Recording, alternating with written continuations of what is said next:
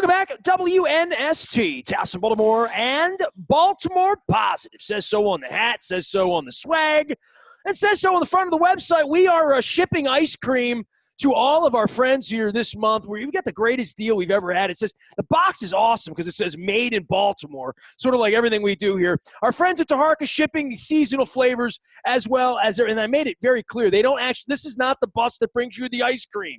This is the ice cream scoop bus. It is not the delivery bus. I learned that this week. Click on Taharka Brothers. Click on Baltimore Positive. The code is Baltimore Positive. Save a little bit of dough, and we might need some ice cream to wash this down for the Dallas game, the Cleveland game coming down the pipe, the Jacksonville later on before the holidays. Leonard Raskin joins us now from Raskin Global. You can find him out on the front of BaltimorePositive.com, and a long-time season ticket holder and raving goer, and you and I drank a few frothy beverages in London, as I remember, a couple years ago. You know, this is so weird, right, Len? I mean, it's just so weird. The opening shot and Sunday Night Football, and it's Wednesday afternoon, and there's nobody there. And I'll tell you what, I mean, it was a proud day to be a Ravens fan. And I don't say that often we lose to the Pittsburgh Steelers, right? No moral victories. Isn't that what they say? Well, they say that, but I mean, at least it was a decent game. It was not 48-6 like I thought it was going to be, you know? I got news for you. I was really, really scared. I thought going in, it was a clobber fest coming. I thought the Wednesday afternoon was going to be a Wednesday bloodletting. Oh, no. Well, those guys, more than that, they were prepared to play. And I think that was very, very obvious. That guys getting that chance to step up. Now, that doesn't mean they're going to go out for 4 quarters and compete with T.J. Watt or stop Bud Dupree, who went down with an injury. But I think there was a level of try and effort. And, I wrote this early, that we think they draft well. We didn't see any of these guys in the preseason. At least we get a chance to see them go out and run around with the Jets or the Redskins for 20 minutes in August. We're half paying attention. None of these guys, we don't even know these guys' names for the most part. And the offensive line was overwhelmed, right? It's not what they're built to do. And I think Chris Collinsworth did a great job of explaining that. Like, hey, if they run block and they're pulling and RG3 is going to run a little bit like Lamar, they're going to have some success. And they did when they did that. It was fun to watch. I missed the very beginning. I caught the ugly pick six. Oh. And then I saw us play a nice first half. And I thought coming at the end of the half, we'd either walk away with 3, and then I was kind of stunned. And I'll tell you what hit my head. I watched the end of the half there, and all I could think about was New England and who was it that dropped Evans? Was it Evans? Lee Evans. In New England, Lee Evans dropped the pass in the end zone. Oh, right. That would have beat the Patriots. And all I could think about was, holy cow, look at this. It's a tight end who's been with us for a day, who has no practice at all, with a second-string quarterback and an 8th-string line, pulling off a lead at halftime. And it looked like he caught it. For a minute, it was like, yeah, he got it. He had it. It was a catch, just like Lee Evans. It was a catch. And then the ball rolled away, yeah. And then the ball rolled away, and it wasn't a catch anymore. And you're thinking, well, did he catch it and spin it to be fancy, or did he drop it? Right. I'm just thinking, let's see if he made that proverbial football move. Did he make the football move? And I thought for sure we had a lead at the half. And I think he made the I dropped the football move. Yeah, well, I watched it at that moment. I said to myself, was that the right call or not the right call? Like, there's no way I would have run it. By the way, I tweeted out, throw on second, throw on third. Collinsworth's like, they're in a conundrum now. They got 1 foot. I mean, he almost had it in. I would have thrown the ball twice and then run the ball. Third.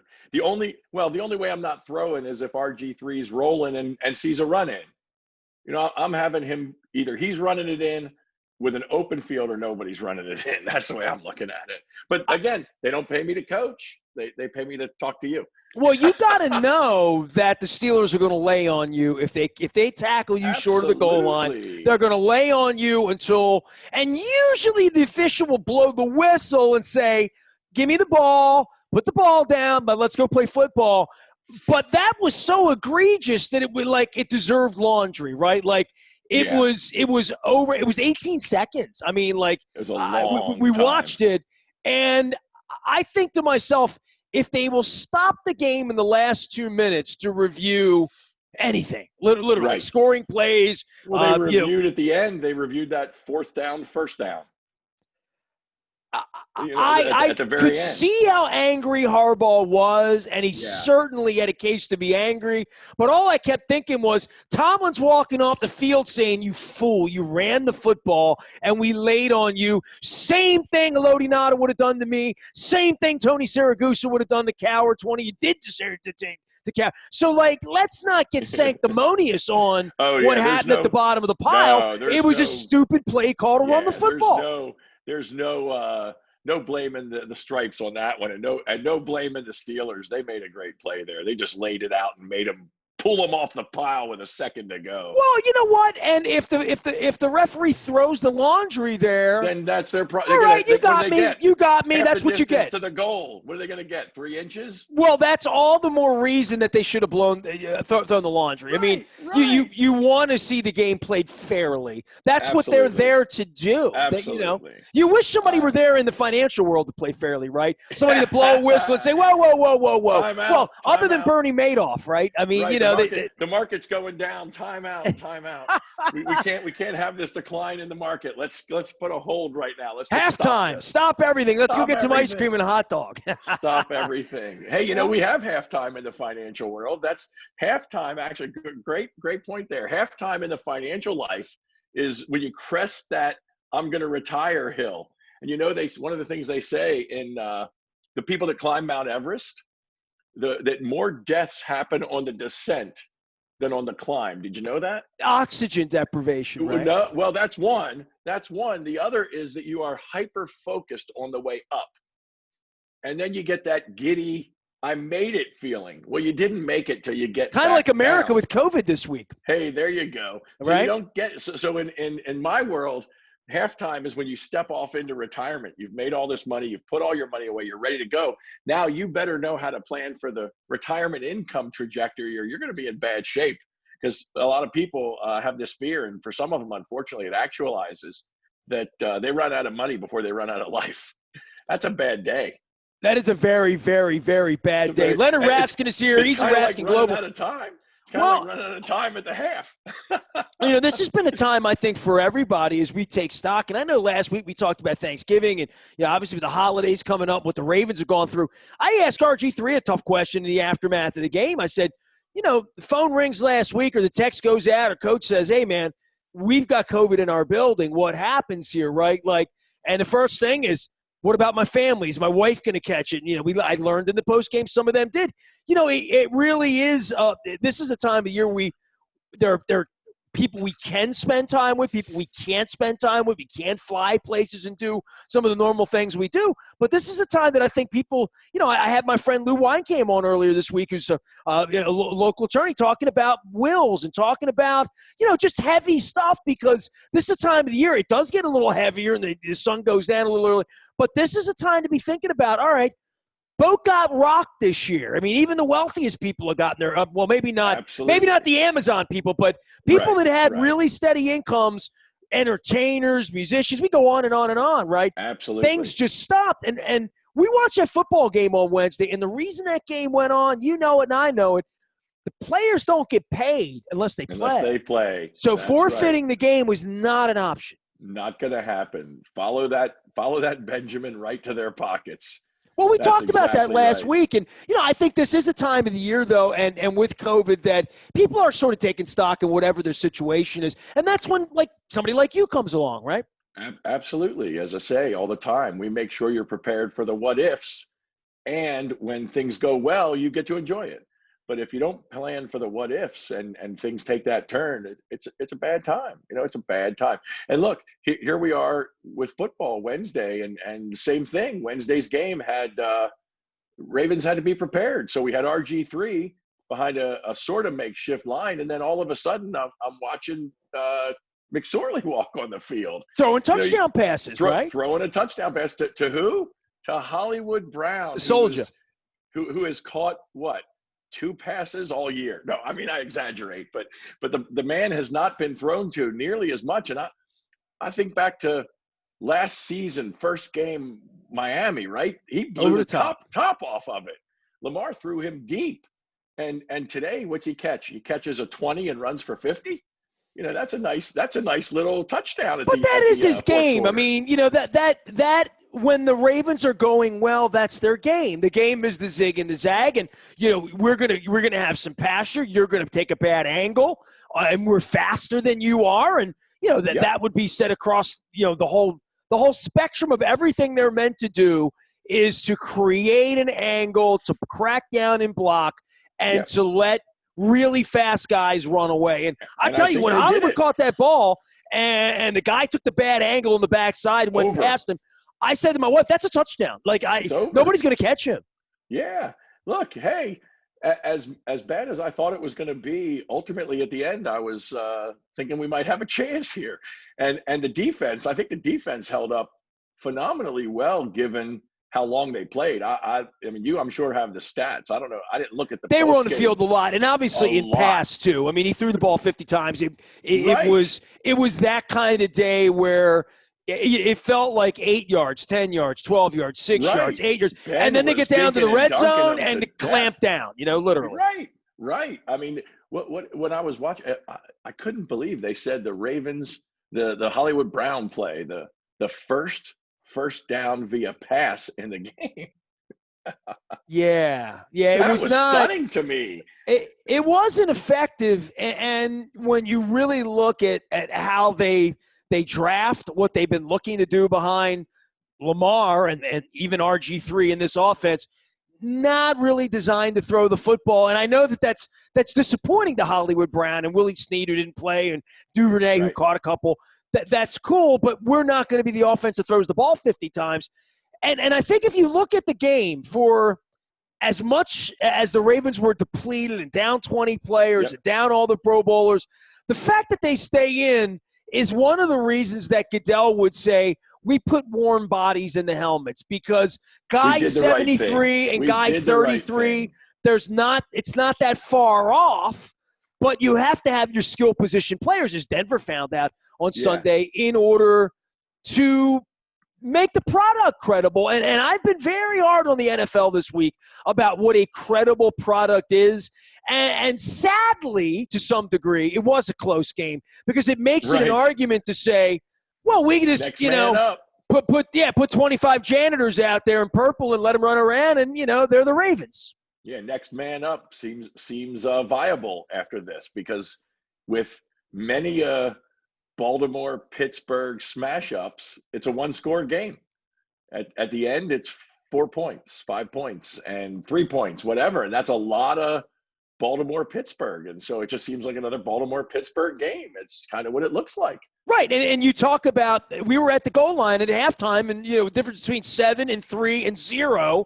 That's right. The game, literally. Yeah. 3 there, game changes, the numbers change, everything changes. Right. You're playing for a field goal later, and what was it, was it third quarter? I guess it was third quarter. They punted instead of letting Tucker try 55, 60. Well, the thing that burned me up about that was, like, they ran the ball, and I'm thinking, like, if you're trying to get 5 yards, I mean, what are you doing? You know what I mean? Like, if you're not afraid of getting nothing, why were you not trying to get a first down? Why were we not trying to get 5 yards to give them a chance to kick? That's right. But my point is, if at the end of the first half you got 3, then I think you're kicking that. You're putting them out there to kick it. You're going to make that attempt because you're only down by 2. Sure. And now you're trying to win the game instead of you need 7. You need 2 scores. At that point, they still needed 2 scores. So points is it. I think a guy I know, I think we talked about him before. Remember Bo Eason? Sure. He was he was an Oiler.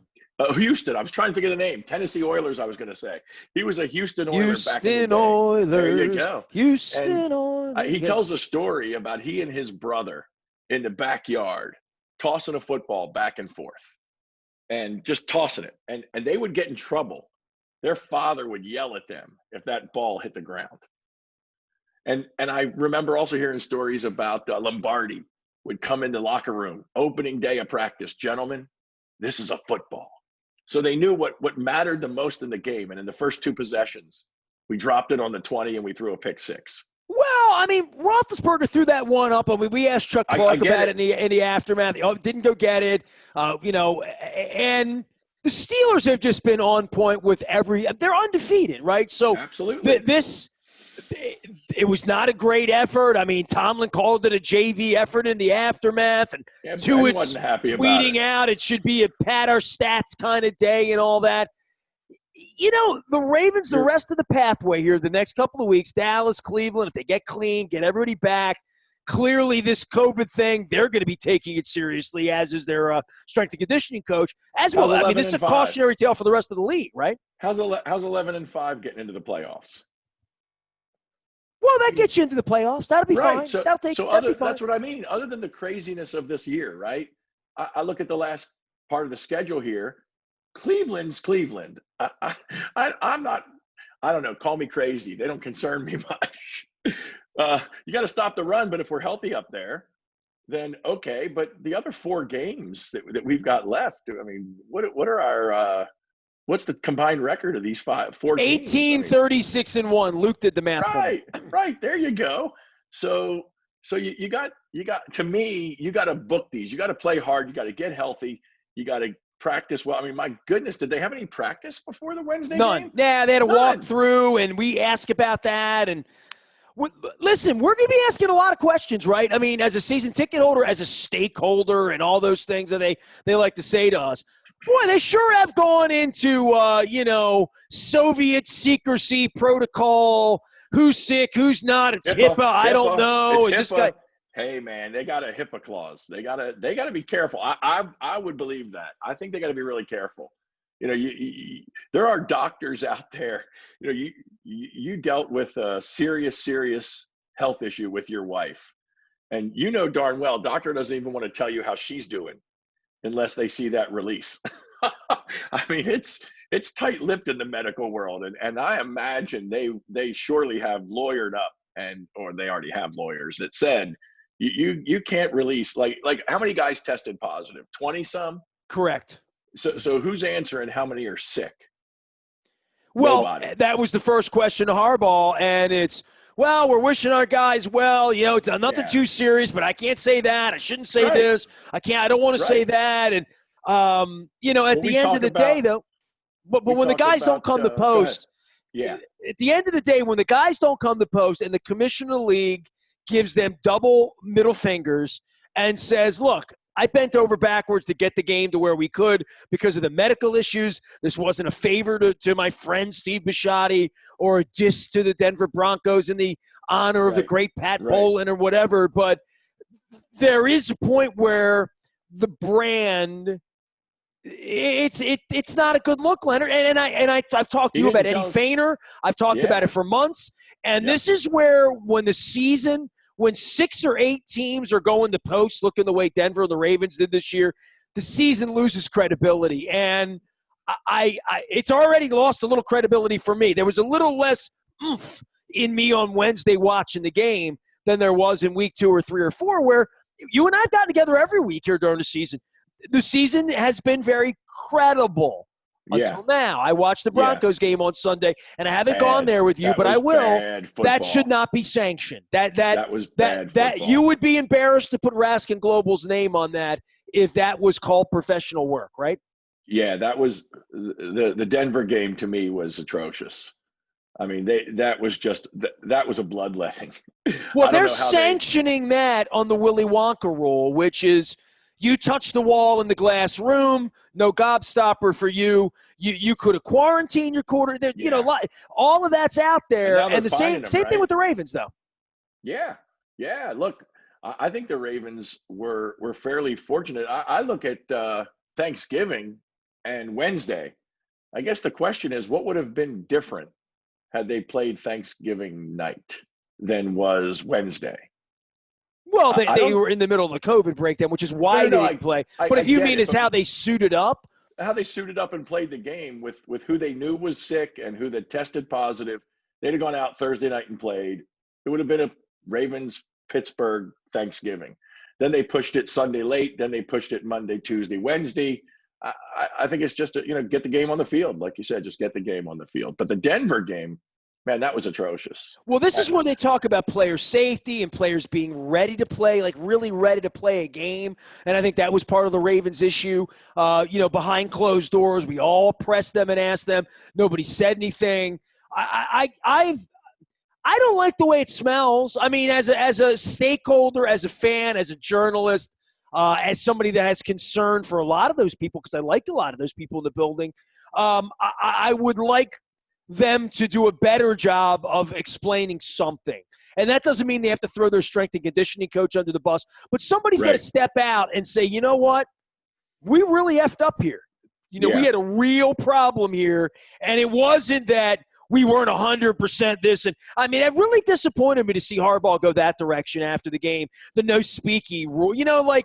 At some point you have to say, we really effed up here, and it cost families got sick here. We pushed the league. We screwed the league. We screwed Thanksgiving. We screwed NBC. We screwed the Steelers. We screwed our partners. We screwed our fans. Like all of that. Somebody's got to step up and do that, Leonard. I mean, I believe that. Coming. And I don't know that it needs to be Dick Cass or Steve Bisciotti, but the organization needs to step up and have some sort of, play-by-play, blow-by-blow of like, how this happened in a professional organization where the commissioners basically said, Rams didn't have this happen, Raiders didn't have this you had this happen. So you go to Pittsburgh and you play with chicken wings if you have to. Yep, I get it. I don't think we're going to see a big mea culpa on this one. I just don't think it's going to come. The organization strikes me, and you're a lot closer to them than I, and it strikes me that they're just not that way. They take their position, and now they've taken it, and in full Belichickian form, we're on to Dallas. Yeah, well, I guess we are on to Dallas. Well, the questions will be coming all week because, I don't think 20 guys just sit up in bed after COVID, roll back out, and start practicing on Saturday. That's why I don't think it's going to be that easy. Sick. Well, that's why I said how many are sick. I don't know the number. Nobody does at the moment. If 20 guys or let's say 10 of them, I don't know how many of them get the even opportunity to play the Dallas game. But let's suppose half of the guys that tested positive are off of the list because they've quarantined their time, and all of them are asymptomatic and ready to play. Okay, they play. If there's a couple guys that were sick, I think it's going to take a little longer for them to recover and come back.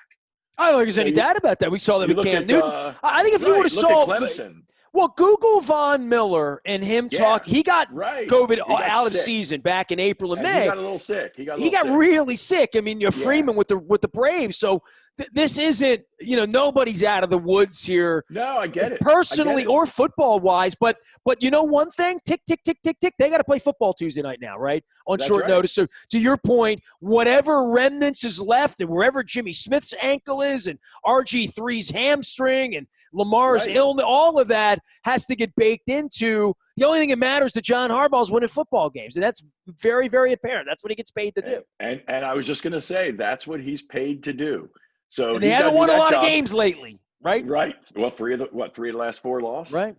So the question is, who steps out? Like you said, who steps out and makes that statement? Is it Ozzie? Did they put Ozzie out to make a statement?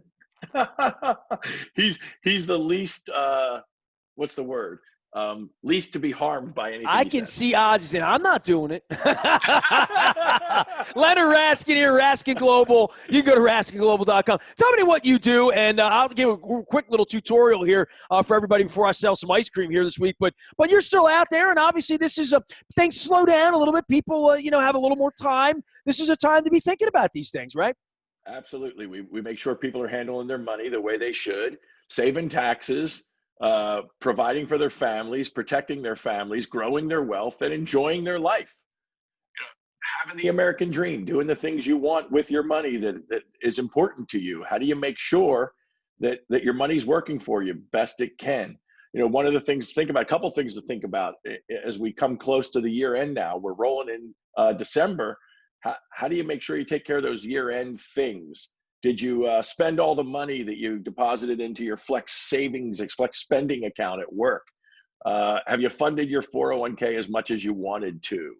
Are your year-end investments ready for 2021? Is there anything you need to rebalance, tidy up in your world? Always tell people, check on your beneficiary designations. It's like an always thing, but here we are, December. You're going to get together with whatever family you're going to get together with. Make sure that if you have accounts that are beneficiaries on them, that they say who they're going to go to. What is the time of year where you're with the people you care about the most? You're thinking about that? Yeah, absolutely. So make sure that you got everything in order. And some families have what's called the no talk rule.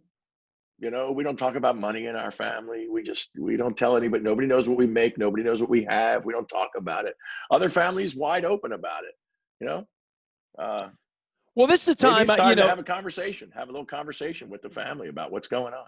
Easy to do, man. You can reach Leonard at RaskinGlobal.com. He's with us each week. He's out on the front of Baltimore Positive and suffering through Ravens losses here. Yeah, we had the good times last year, 14. They're not all 14-2, right? I mean, that's not what this is about. But I hope that the next time Pittsburgh happens, that Luke and I are making the walk across the Gold Bridge that we've made so many times, sometimes victorious and knocking them out of the playoffs, and other times feeling like it's going to be a hell of a 258-mile ride home.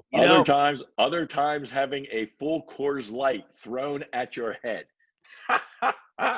Always, though, this is very important, and you know this. Adventurous. Always stop and pee in Breezewood, right? You always have to do that, right? That's the most important thing. Leonard Raskin here, Raskin Global. You can find them. I got the investments out here. I got the lip balm. I'm going to hold all this stuff up before I hold the ice cream up. You guys know I've been doing ice cream. Leonard, my wife and I have been married 17 years, and she's never done a commercial here on the radio. This weekend, we were together. Eating some ice cream, and she knew about the promotion we're doing. So my wife is doing the commercial read for Taharka Brothers and our ice cream special, $15.70 off. This is 8. You get 8 pints in here. You get this cool box that they deliver. They bring it right to the door, and they're serving up social change. It's a city packed with culture, creativity, and endless possibility. They're proud to add to that mix. And I would tell you, Leonard, sweet potato crumble. Sweet potato crumble. Add that to your 8. You'll be very happy. Speaking of Cleveland, by the way, your boy's back from Ohio. Everything cool there, right? Ohio State, calm down. All good, and now we got our fingers crossed that maybe Ohio State will play enough games to make a football playoff. We've got something else to cheer about here at the Raskin house. Did your kid eat ice cream? Are you kidding? There you go. All right, I got a customer. Pope Catholic. Come on, man. Baltimore Positive. Tell them that's the code, all right? Tell them, give them Dad's credit card. There you go. Order 8 pints times 2. Order some for some friends. It's the holidays. Hey, Leonard, take care of yourself, man. We will see you next week. I know we've been off a little bit here and there. We get back on schedule next week when we have Tuesday Night Football. It'll be much more normal. Absolutely. Dallas, here we come. What time are we playing that? We playing that at 5 o'clock, 8 o'clock? The Steelers are playing. They've done moved the damn thing so many times. You got to watch the Christmas tree light up, so you got to do some daytime thing. They forced me to root for the Washington football team now. I mean, the Steelers now going to break out Mercury Morris and, Greasy. Oh, my God. I will never hear the end of that, right? So somebody go beat the Steelers. Do God's work. Absolutely. Leonard Raskin here from Raskin Global, giving me the investments and giving you the financial advice and taking good care of all of our friends here. You can find them at RaskinGlobal.com as well as on the front of our website. Ness at BaltimorePositive.com finds me. We're doing ice cream. We're doing fried chicken from Royal Farms. I got to get down to Pizza John's. I got a pineapple and ham pizza last week, and it created havoc with the internet gods, and I really was spanked about not getting pepperoni on it. So next week, pepperoni and pineapple pizza from Pizza John's. I'll be talking about it. Wow. Nothing more Baltimore Positive than that.